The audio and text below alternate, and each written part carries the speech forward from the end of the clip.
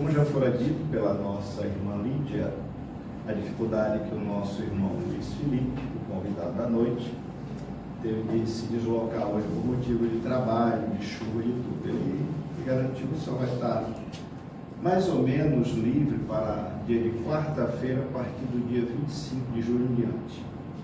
Então a nossa palestra segue. Alguém tem que fazer. Nossa próxima palestra, que seria a minha, na realidade, dia 24, né? Um tema de sessão complexa, vai ficar para a nossa irmã Tânia Menezes, do projeto, que já confirmou que dia 24 vai estar aqui conosco. Então eu vou fazer hoje e ela fará dia 24. E assim sucessivamente.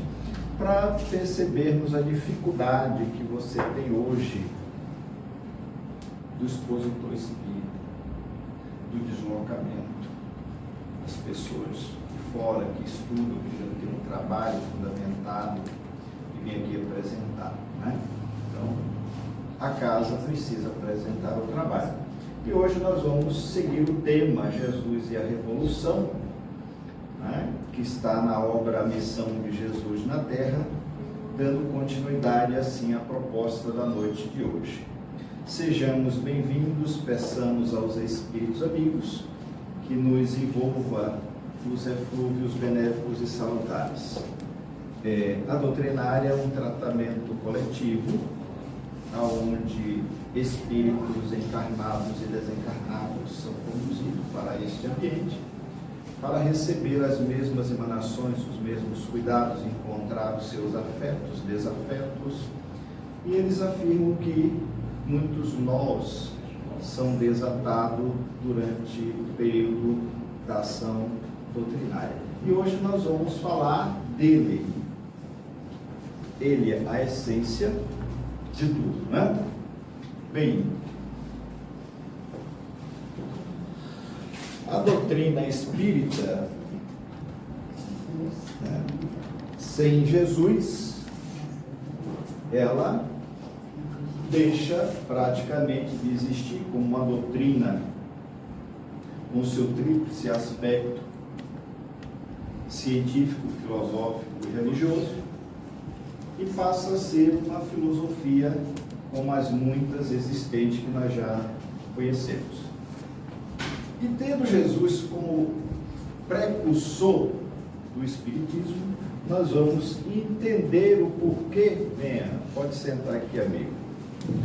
Por que Jesus é revolução, sendo ele o maior terapeuta que a humanidade já teve o prazer de receber aqui no planeta Terra. Falamos muito de Jesus, dizemos que acreditamos em Jesus, mas só entendemos Jesus pela ótica das religiões, como eles são trazidos e apresentados para nós. Não é bem assim. Jesus é o Espírito de maior envergadura que já pisou o planeta Terra fisicamente. Há 4,5 bilhões de anos recebia Jesus o meteorito expelido da nebulosa solar para, junto com os arquitetos siderais, segundo Emmanuel, no livro O Caminho na Luz, formatar este planeta que hoje nós conhecemos como Terra. E 900 anos gravitaria Jesus em torno do planeta Terra, 900 anos, antes de pisar nele fisicamente, adequando assim o seu fator perispiritual, o seu fator energético, para poder ter condições de agregar a matéria ainda grosseira do orbe e transitar pelo curto período de 33 anos na vida física aqui entre nós e deixar este legado extraordinário que já vai aí para 2026 anos da sua pisada fisicamente aqui na Terra entre nós. Porque ele comanda, é o governador espiritual da terra. E para os que dizem que Jesus vai voltar, Jesus nunca saiu da terra. O seu governador continua presidindo os destinos do homem, tentando levá-lo para o caminho da sua regeneração, da sua evolução. Então, falar de Jesus, a sua missão na terra. Ele não veio aqui fundar nenhuma religião no sentido tradicional, até porque a religião já existia na época. Ele veio aqui trazer um modo de vida, um modelo sociomoral de existência para tornar os indivíduos mais conscientes, mais sadios da sua realidade espiritual, como filho de Deus que ignorávamos na época. Encontra uma terra crestada, ressequida de valores éticos e morais, aonde simplesmente o direito da força imperava entre nós. É preciso que isso fique claro. E os valores trazidos pela lei de Deus, que é a lei causal, a lei de causa e efeito, a lei da justa distribuição, a lei do cada um segundo as suas obras e o seu merecimento, que desconhecíamos naquela época.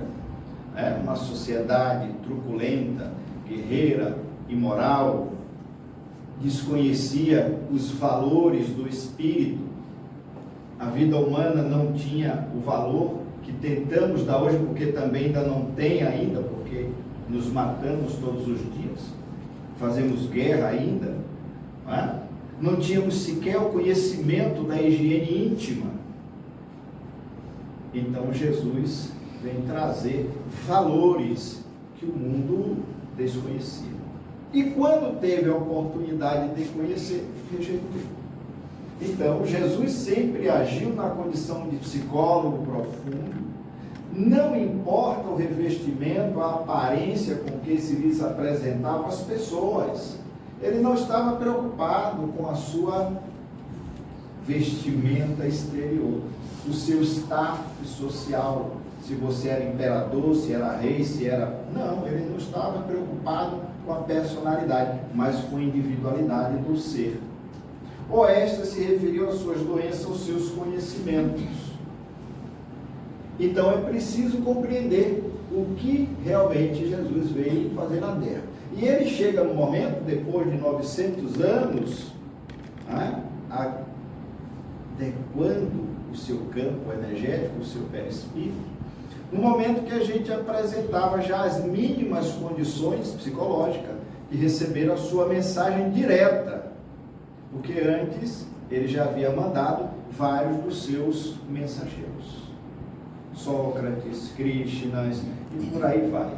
Buda, o próprio Moisés, que foi enviado dele primeiro, tendo Moisés como primeiro legislador, para trabalhar a ideia do Deus único, Deus de amor, e não o Deus da guerra, o Deus raivoso, o Deus que pune, o Deus que vinga. E é justamente com ele que nós vamos ter essa oportunidade de conhecer. Então, definindo a missão de Jesus na terra, ele vai dizer que eu sou o caminho, a verdade e a vida.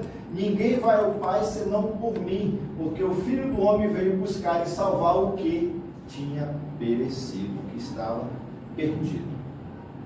Olha só. Então, a sociedade desconhecia o Deus verdadeiro.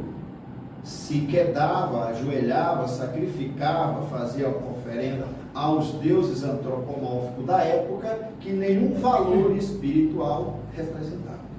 Mas era ele que nós servíamos.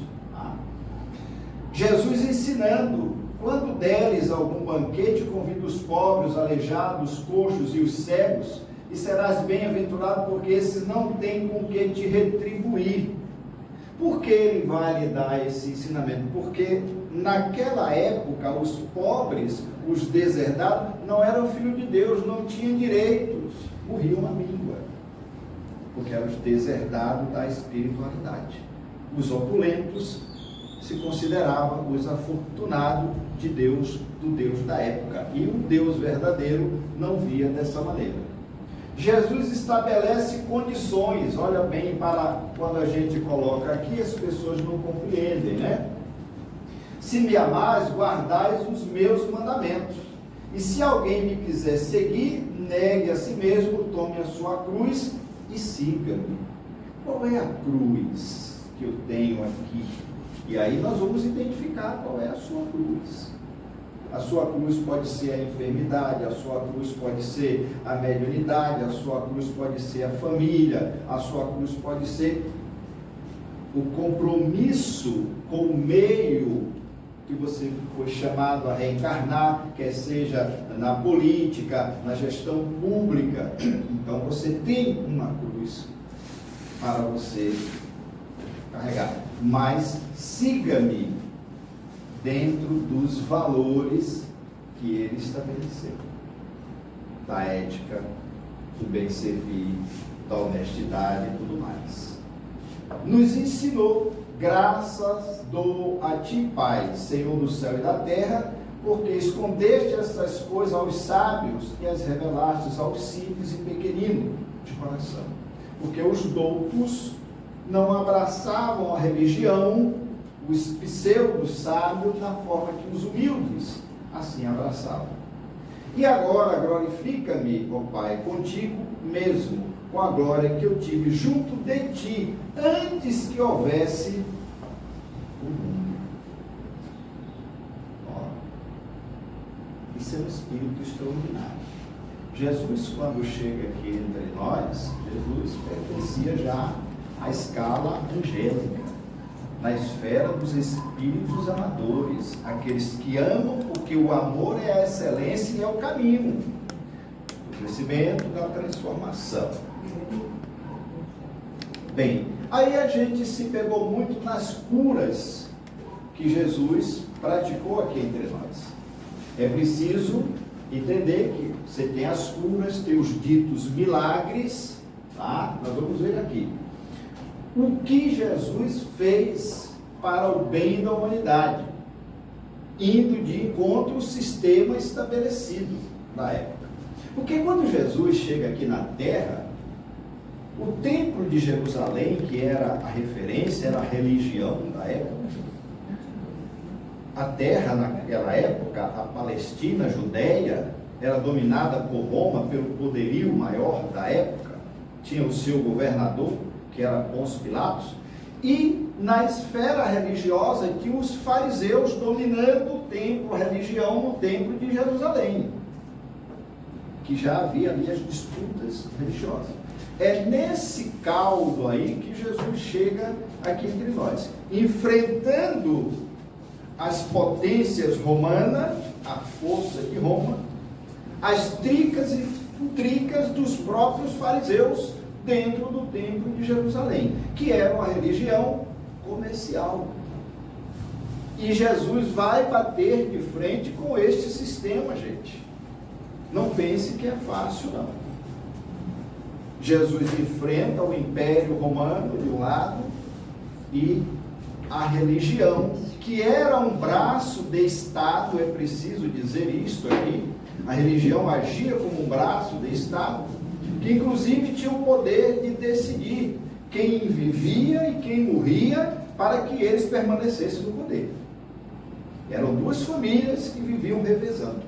E ali eles eliminavam os opositores e tudo mais para que eles permanecessem gozando daquele status e das benesses que o templo de Jerusalém oferecia para esta casta de pseudo-sacerdotes, que se dizia os homens de Deus, mas que viviam nababescamente, comercializava a palavra de Deus através de recebimento, tá? De benesses, e não transferia para aqueles que precisavam do consolo e do esclarecimento da religião, como deveria fazer. E vai bater de frente, Jesus vai bater de frente com toda essa situação. Precisaria ser um espírito de alta envergadura, como ele, para poder conseguir levar essa missão a termo. Em se tratando das curas, ele fez várias. Nós temos aqui a filha de Jairo, praticamente estava morta. Você vê, ele vai aplicar, vai pegar na menina, vai aplicar um passe, ele devolve a vida. É preciso dizer que Jesus foi um dos maiores, extraordinário psicoterapeuta que nós aqui tivemos, de uma paranormalidade extraordinária. Tá? O cego de nascença, que ele vai misturar aqui o lodo, o pó da terra com a saliva e vai esfregar nos olhos dele e vai mandar lavar no tanque de Siloé para poder ele voltar a ver. O que isso quer dizer para nós? A força magnética de Jesus está aqui, mas é este mesmo fluido em menor proporção de intensidade, porque está longe da gente aqui querer se comparar com a força e a evolução espiritual de Jesus, mas é este mesmo fluido magnético que nós utilizamos aqui no passe, nos tratamentos, que ele utiliza para fazer toda essa reparação que nós precisamos. Esta aqui, coitada, ele não precisou sequer de aplicar um passe. A Berenice aqui, a mulher hemorroísa, essa mulher sofreu por 12 anos de um processo extraordinário, feliz de hemorragia, que ela sangrava a ponto de definhar por um processo uterino, depois de uma dor. Foi expulsa da cidade, teve o filho retirado dela porque era considerada impura, morando num casebrezinho afastado do centro da cidade, não sei quantos quilômetros, mais de 3 quilômetros. Quando ela tem o conhecimento que Jesus estaria na cidade, ela diz: se eu conseguir chegar até ele, eu estou curada. E ela pega o seu cajadozinho e vai, consegue chegar. Mas quando ela chega na praça Cafarnaum, era tanta gente que ela diz: eu não vou ter força, eu não vou conseguir. E ela começa a se arrastar, quase desfalecendo no meio da multidão, e diz: mas se eu conseguir tocar pelo menos na barra das suas vestes, eu estarei curado. Aí está a fé. E foi isso que ela fez. Ela segura aqui no talit de Jesus, e Jesus recebe aquele choque, sai uma descarga dele. É aqui que ele diz: mas Pedro, alguém me tocou. E aí Pedro, todo estabanado: mas Rabi, olha a multidão em torno de vós, como não querem ser tocados? Não, Pedro, alguém me tocou de forma diferenciada, porque de mim eu senti sair virtudes, fluidos. Quando ele vira, ela está ajoelhada, chorando e pedindo perdão: me perdoe, Senhor. Ele disse: não, filha, os teus pecados estão perdoados, vai, estás curada. Ele sentiu e viu de quem se tratava. Ela é uma das que vai continuar a seguir Jesus até os últimos instantes da sua crucificação. Nós vamos falar disso. A cura de um leproso.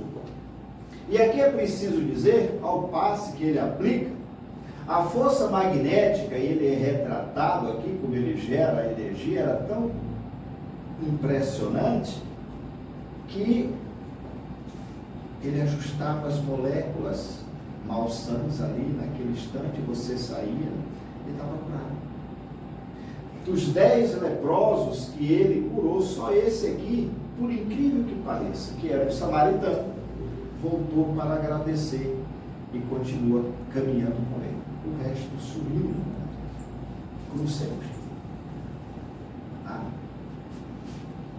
Bem, temos mais. A sogra de Pedro. Aqui foi uma confusão danada, né? Tem até uma paródiazinha que Pedro quase brigou com Jesus. Não vou falar não, porque Alberto vai gravar, né? Mas depois no final eu falo. Então, a velha estava aqui um couro e osso. Não vou entrar no detalhe não, porque vai gravar, não fica legal. E Jesus vai lá e cura a sogra de Pedro. Não foi muito bom para Pedro não, né? Mas ele curou. O paralítico de Cafarnaum. Isso aqui é uma história extraordinária. Natanael ben Elias, o rico de Cafarnaum, que ficou pobre, na miséria, enfermo num catre, um mendigo, depois de toda a riqueza que possuíra, porque jogou fora na farra, na ganância, no gozo próprio, não se preocupou em fazer nada de positivo, caridade, nada disso. Ele usou em benefício dele. E ficou pobre na miséria, enfermo, doente, paralítico, em cima de um catre que a cama era feita de varas, para quem viveu numa mansão na época. Então ele recebia visitas de quando em quando de alguns amigos que ainda ia lá por compaixão. 2 ou 3 amigos, porque o resto sumiram, como sempre, né?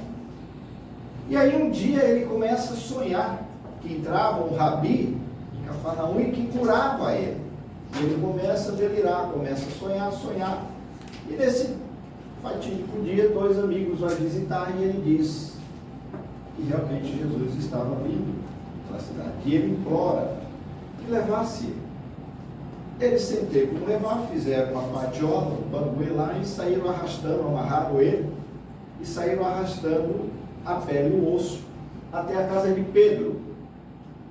Essas casas eram feitas nas encostas e o telhado era feito de palha e barro na época.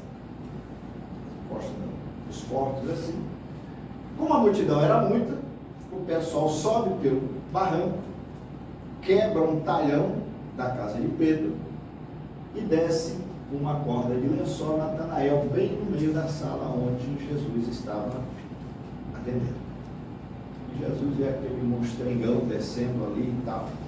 Quando largam aquele banguê lá embaixo, Jesus olha para ele e diz: eu sabia que você viria, Natanael. Mas, Senhor, como tu sabias, se eu nunca te vi antes? Como sabes o meu nome? Eu te conheço de transanteontem, Natanael. Levanta, pega a tua cama e vai embora. E Natanael levantou do catre. Lógico, Jesus expulsou a meia dúzia de espíritos que estavam constringindo ele, restabelece o seu sistema neurovegetativo, e Natanael sai porta fora arrastando aquela cama de vara e sobe no mundo pulando de alegria. No final da tarde, Jesus termina de atender esse povo todo e vai para a beira do lago de Genezaré, que era costume dele meditar, e ele vai chorar. Pedro chega e encontra Jesus chorando. Mas, Senhor, estás a chorar por quê? Pela quantidade de pessoas enfermas, de mulheres que nós atendemos hoje. Não. Aí chega João: mas Rabi, por que chora? Pela quantidade de crianças órfãos e desvalidas que atendemos hoje. Ele disse: não, eu choro pela ignorância dos homens, que vendo a luz, o evangelho na terra, preferem caminhar nas sombras. Neste momento, olha como Jesus sabia. Natanael Benias, que acabou de receber o benefício da cura, está na cidade, na taverna, e entre mulheres de má vida e pilhas de vinho, ele está se perdendo de novo, jogando fora o benefício que houvera recebido. Não sabendo o homem que todo o processo espiritual, quando tratado e quando retorna com uma maior intensidade. Então Natanael voltou para o mesmo vício o qual levou ele. Aqui você tem o homem da mão ressequida de muitos anos. A mão dele era atrofiada, era um gancho. Olha o campo de energia que Jesus gera quando vai tocar a mão dele para restabelecer, através do passe, a mão embrulhada deste homem. No tanque de Siloé, onde ele manda o cego lavar o olho, para que ele voltasse a ver. Os 10 leprosos, ele curou de vez. E o centurião de Cafarnaum. Olha o campo de energia, ele é retratado em toda a leitura. E aqui tem uma lição extraordinária que ele dá no povo de Israel e que dá em nós. Porque na época os romanos não eram cristãos. Os romanos adoravam o seu Deus, Shiva, Brahma, Vishnu, seu panteão. E o Deus de Israel era bem outro. Os judeus via em busca de seguir o Deus de Israel. Esse centurião aqui vai até Jesus e implora a Jesus que curasse o servo dele, que ele gostava muito, amava muito, que estava enfermo depois de uma batalha em cima da cama, paralítico.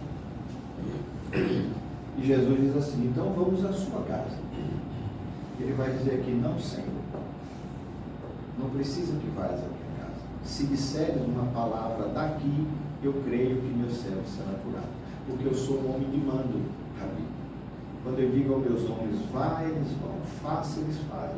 Então eu creio que se tu disseres daqui para meu servo se curar, eu sei que ele estará curado. Jesus vira para a multidão e vai dizer: viram vocês? Jamais vi tamanha fé do povo de Israel. Olha isso. E Jesus diz: pode ir que o seu servo está curado. Quando ele sai, não chega na metade do caminho, já vinha mensageiro dizer que o servo tinha levantado da cama, já tinha tomado um café e estava caminhando muito bem. Isso é extraordinário, né? Bem, e aqui, os famosos milagres. Está aspiado, porque na realidade os milagres não existem na acepção que muita gente continua querendo entender, porque milagre seria uma derrogação das leis da natureza, e Jesus não fez. Tudo que ele fez é porque ele tinha domínio e conhecimento como manejar as forças da natureza pela amplitude da sua capacidade espiritual. Então ele sabia o que fazer, né? Aqui, ele estava lá na travessia, o mar em Cafarnaum, bem menos aqui do que a gravura, né? Jesus andando sobre as águas. E para quem não sabe, o mar em Cafarnaum era um lago de águas praticamente doce. Agora, pela sua dimensão, parecia um braço de mar. E pegava aqueles ventos que vinham do oceano e encrespava mesmo e parecia um mar revolto. É aqui que ele estava fazendo a travessia. E a tempestade chega e começa a sacudir o barco de todas as maneiras e o povo começa a se desesperar.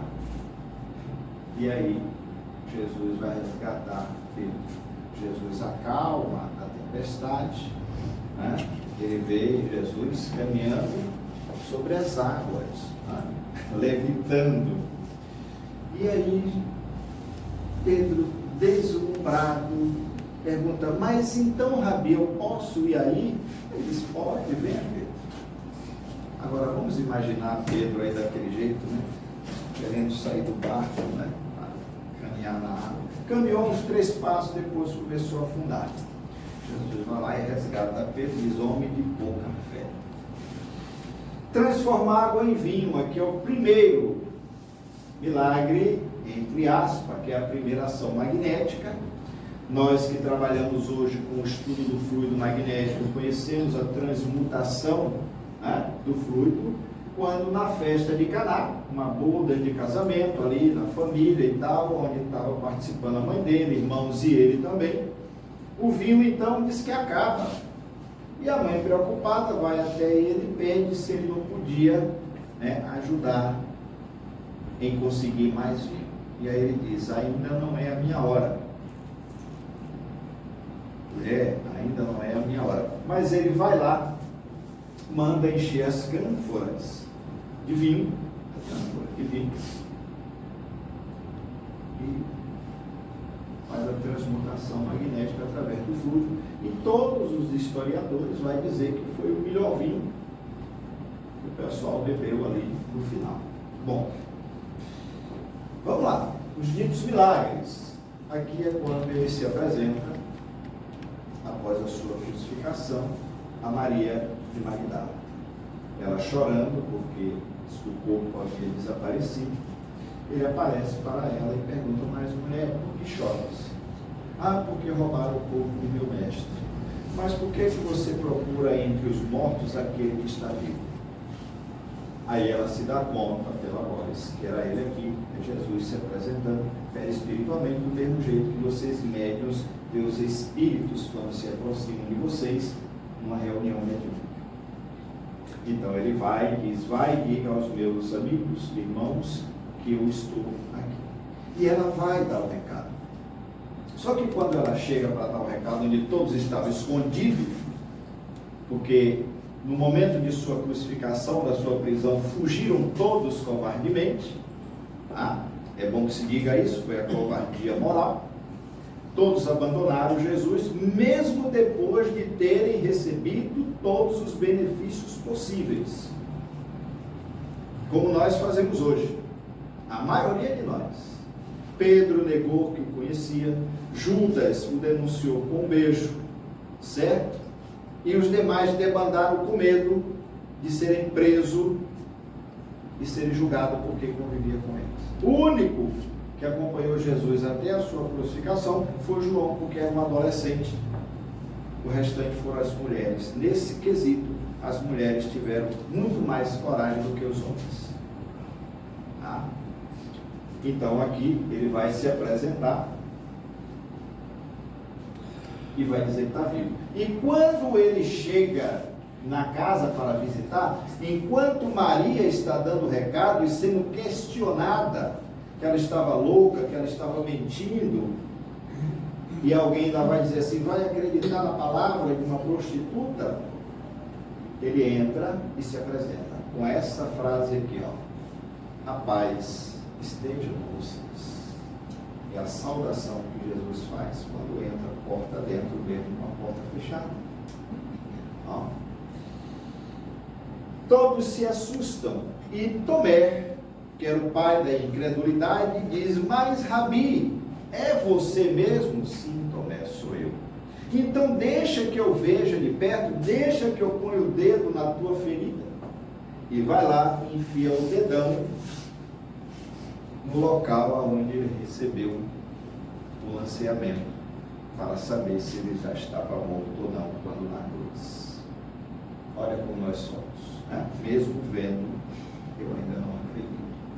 Bem, então aqui esses fatos até hoje foram tidos como milagres, porque na época não se tinha estudos para compreender a magnitude dos acontecimentos.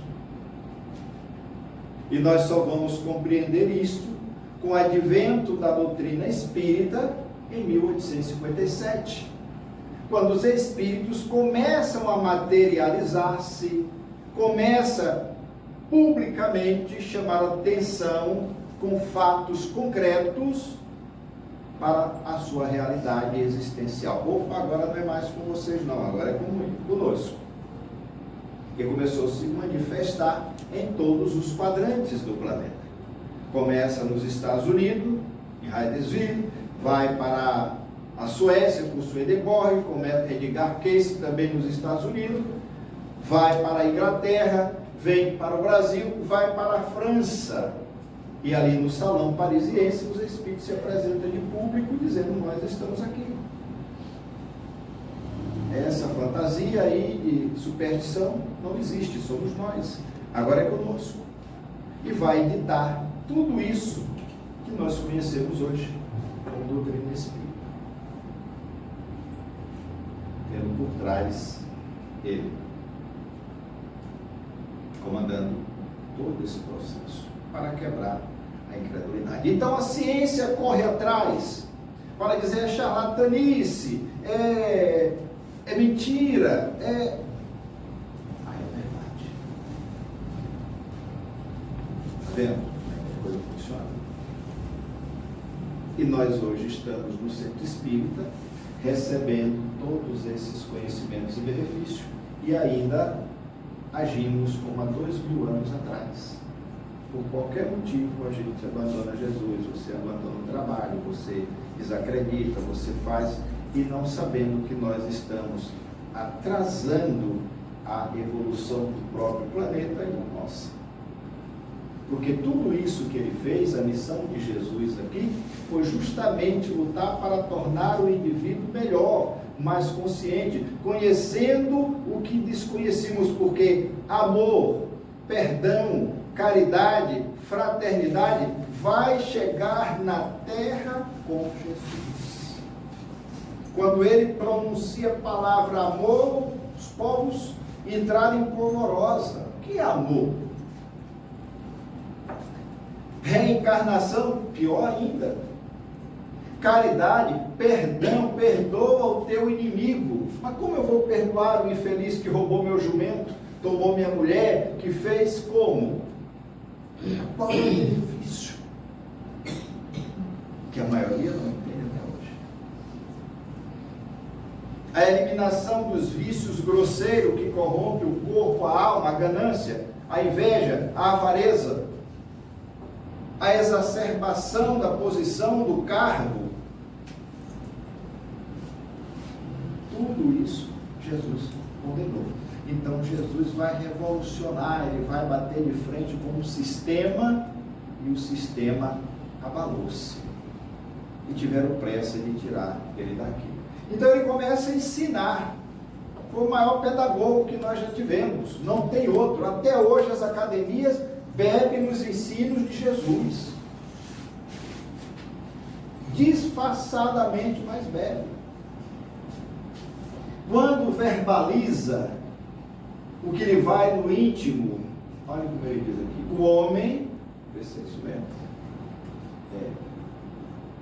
aqui como ele até diz, quando verbaliza o que lhe vai no íntimo, o homem variavelmente escamoteia no envoltório das palavras a que desejaria dizer. Então, ou seja, eu estou sempre escondendo a essência do processo. E a gente vê isso nos atendimentos fraternos. Só que Jesus sabia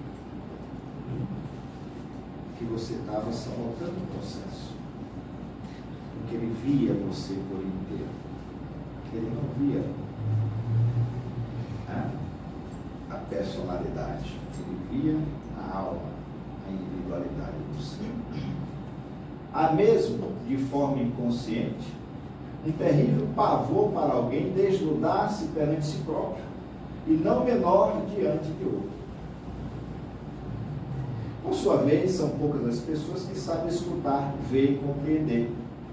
O sorriso de simpatia de um momento transforma-se em asgar, no outro instante, e a gentileza transmuda-se em agressividade. É só você tocar no ponto, na ferida, que alguém joga a sua mesma.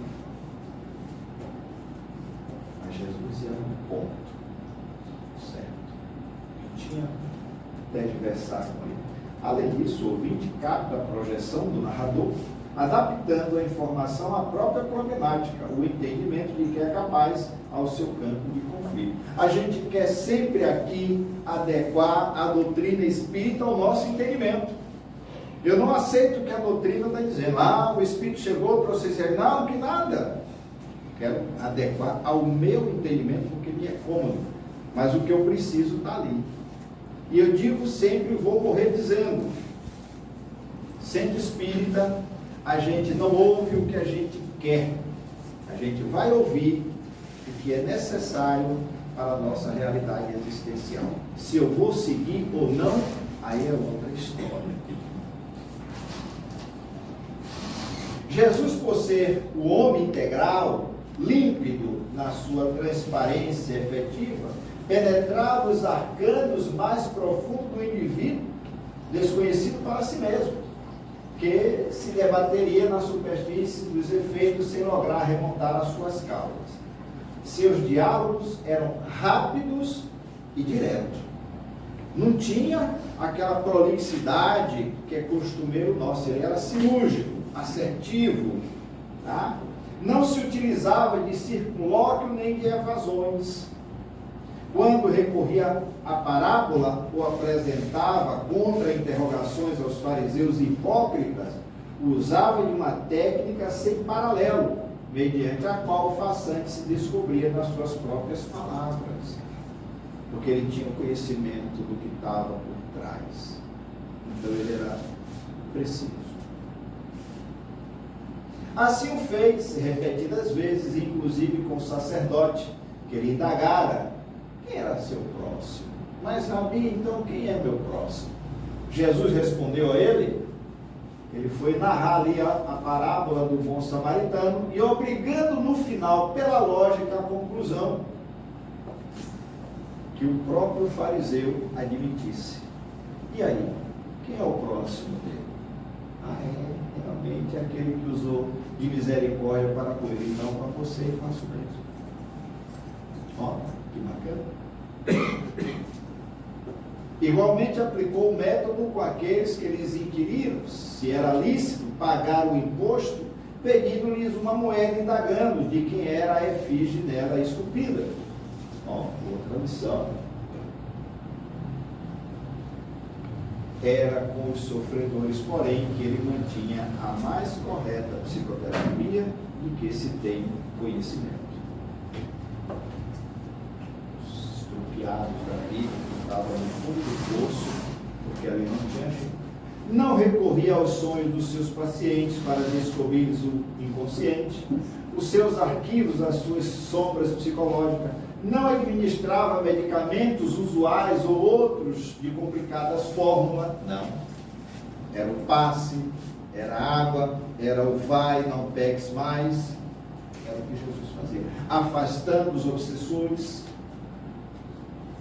Não transferia para os seus familiares o peso da culpa, da hereditariedade, dos fatores socioeconômicos, como se julgava na época a transferência, né, da hereditariedade. Então você estava sofrendo porque seu pai fez, sua mãe fez. Ele não transferia porque não era real, porque ele sabia que cada espírito trazia a sua programação, embora você possa sofrer a influência do meio, mas ele não transferia. Não fazia que somatizasse os fenômenos desgastantes mediante acusações de qualquer procedência. Ó, ele não condenava, para que você aprendesse também a não condenar. Mulher, onde estavam os que te condenavam? Ninguém me condenou. Não, Rabi, eu também não te condeno. Vá, mas não peques mais, para que não te aconteça desgraça maior. Aqui a gente condena, a tua tem direito. Ó. Amava-os, transmitindo-lhes segurança, auxiliando-os a redescobrir as potencialidades latentes abandonadas. Vá e faça diferente. Despertava neles uma visão nova da existência, amparando-os naqueles instantes, não porém impedindo que prosseguisse conforme o desejasse. Estou lhe ajudando, estou lhe mostrando o caminho, mas você segue se você quiser.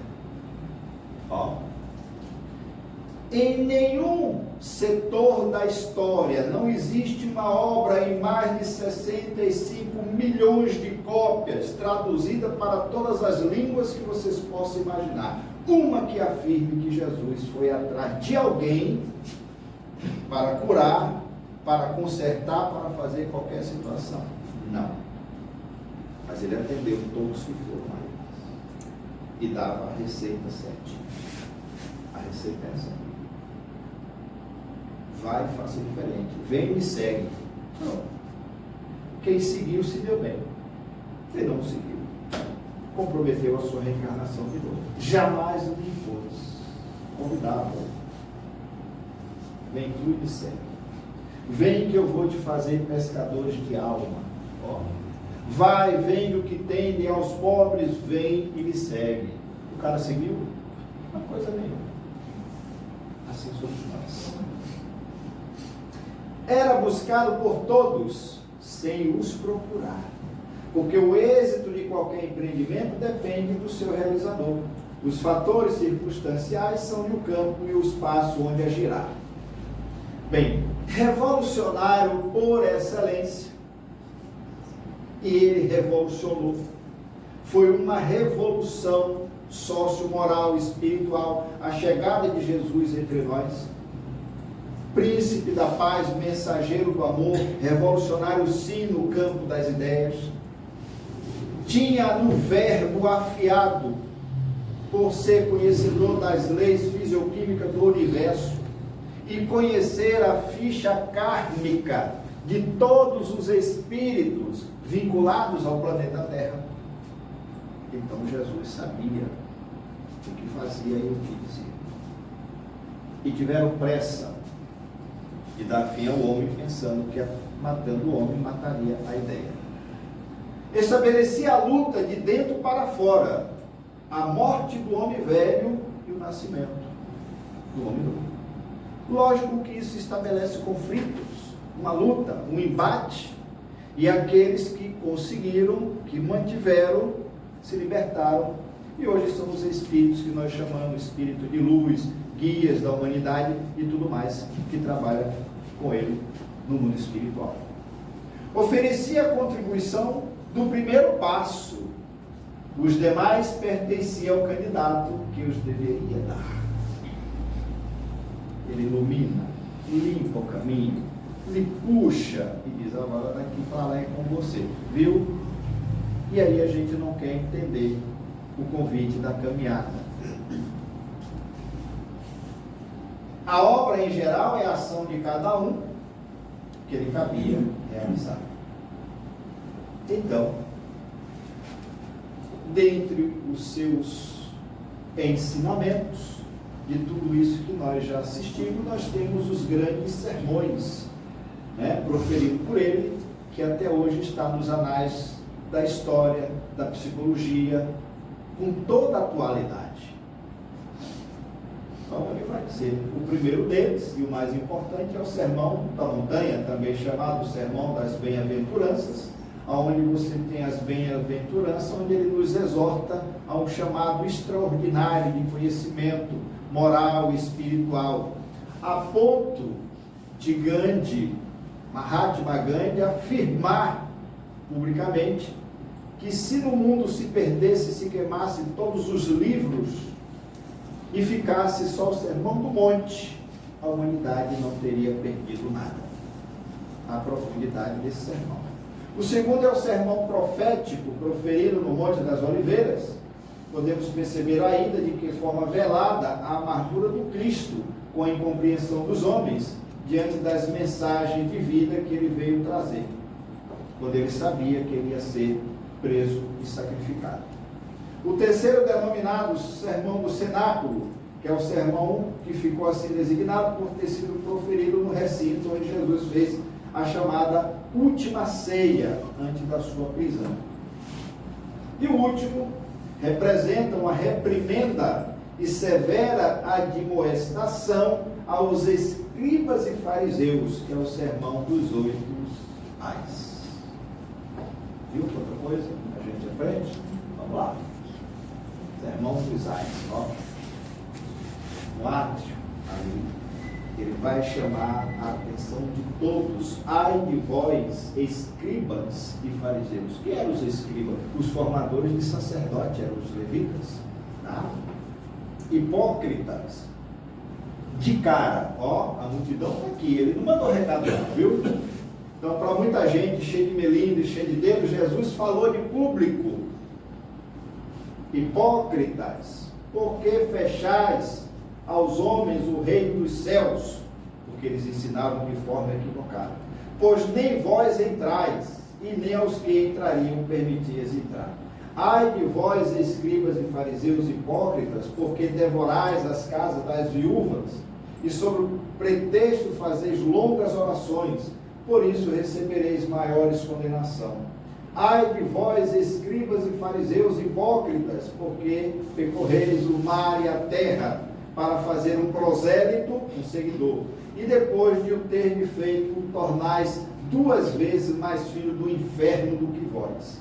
Ai de vós, guias cego, que dizeis, quem jurar pelo ouro do santuário, esse fica obrigado ao que jurou, que era o apego às posses que eles tinham ao trono da terra. Então Jesus não mandou recado não, foi lá e meteu o dedão e falou do público. bom? O que queres que eu faça? E aí, qual é a pergunta? Pergunta para ele aí. Senhor, o que queres que eu faça? Porque essa foi a pergunta que o doutor da lei fez para ele às portas da entrada de Damasco, quando indo perseguir o último reduto cristão de Jesus. Isso é para ele, para ele. E aquele que pergunta, o que quereis que eu vos faça? Ele está perguntando. Senhor, o que queres tu que eu faça? Paulo perguntaria a ele. E aquele que pergunta, o que quereis que eu vos faça? Você me faz hoje melhor do que eu. Já é alguma coisa.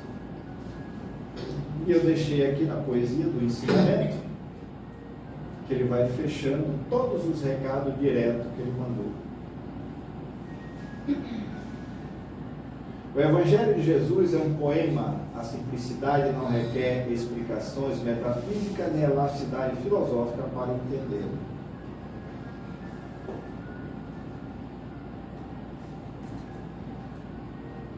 Olhai as aves do céu, não semeia nem ceifam. Nosso Pai Celestial alimenta. É a lição do desprendimento. Vamos ver aqui para ver se vocês estão entendendo.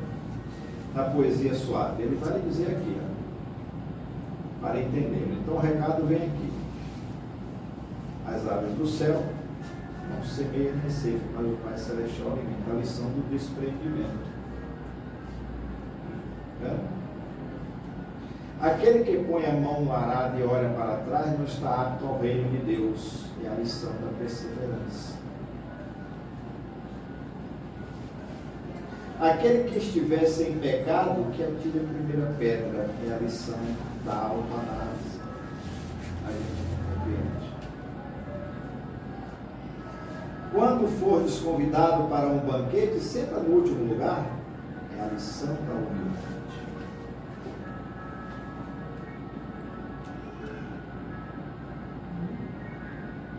Aquele que quer ser o maior, que seja o que mais serve. É a lição da caridade.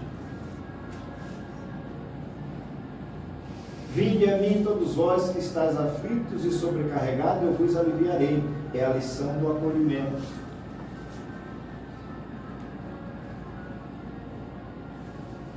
Aprendei de mim que sou manso e humilde de coração. É a lição da delicadeza. Reconcilia-te com o teu inimigo enquanto estás a caminho com ele. É a lição da paz.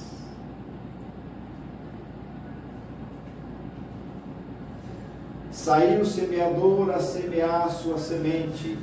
É a lição do trabalho. Viu o que a gente precisa sair? Levar alguma coisa de útil. Para entrar no reino do céu é necessário nascer de novo. É a lição de volta para casa. E a gente não aceita, não prepara o caminho. O Filho do Homem veio para servir, não para ser servido. É a lição da nobreza.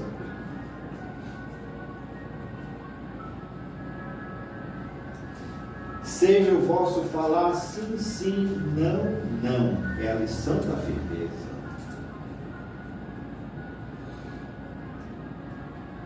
Tratai a todos como gostaria de ser tratado. É a lição de justiça. Vai e não peques mais. É a lição da resistência.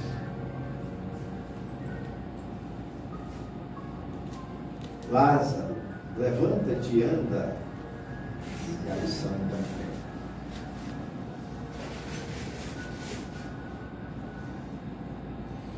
Procure Jesus nas coisas simples, na lágrima, no afago, na alegria pura, no trabalho honesto, no gesto fraterno, no poema da vida, enfim, tudo que eleva e ilumina. Por isso é tão difícil para a ciência e para a filosofia encontrá-lo.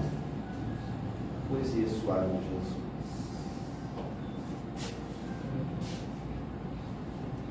Que Jesus nos abençoe. Nos dê uma noite de paz e muita alegria, que possamos entender a sua mensagem extraordinária e revolução nas mentes e nos corações humanos. Daqueles que buscam compreendê-lo e aceitá-lo. Muita paz.